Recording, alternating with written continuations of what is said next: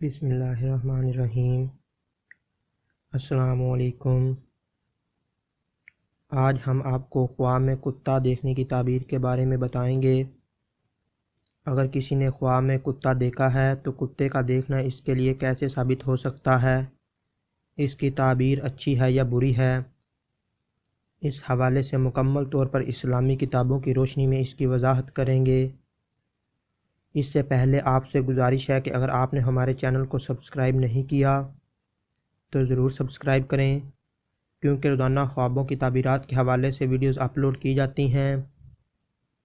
حضرت ابن سیرین رحمۃ اللہ علیہ نے فرمایا ہے کہ خواب میں کتا کمینہ اور مہربان دشمن ہے، جبکہ سیاہ کتا عرب میں سے دشمن ہے اور سفید کتا عجم میں سے۔ اگر دیکھے کہ کتے نے اس کو کاٹا ہے، دلیل ہے کہ دشمن سے تکلیف اٹھائے گا۔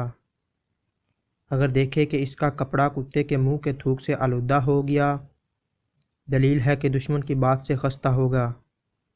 اگر دیکھے کہ کتے نے اس کا کپڑا پھاڑا ہے، دلیل ہے کہ اس کے مال میں نقصان ہوگا۔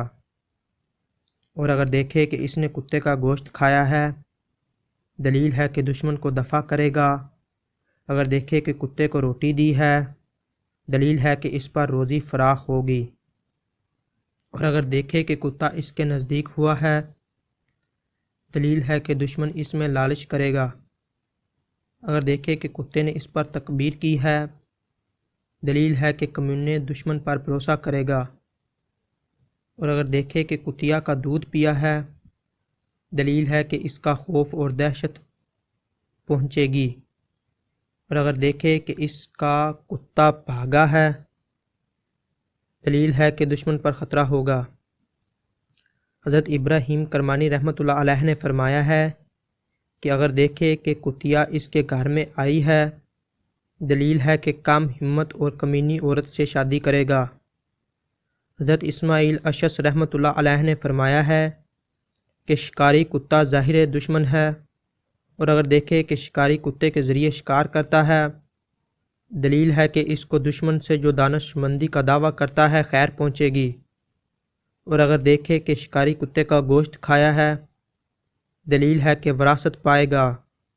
اگر دیکھے کہ شکاری کتا اس سے دور ہو گیا ہے، دلیل ہے کہ با منفعت دشمن سے جدا ہوگا۔ حضرت جعفر صادق رحمۃ اللہ علیہ نے فرمایا ہے کہ خواب میں کتا دیکھنا 4 وجہ پر ہے۔ نمبر 1 دشمن، نمبر 2 لالچی بادشاہ، نمبر 3 دانش مند، نمبر 4 چغل خور آدمی۔ السلام علیکم۔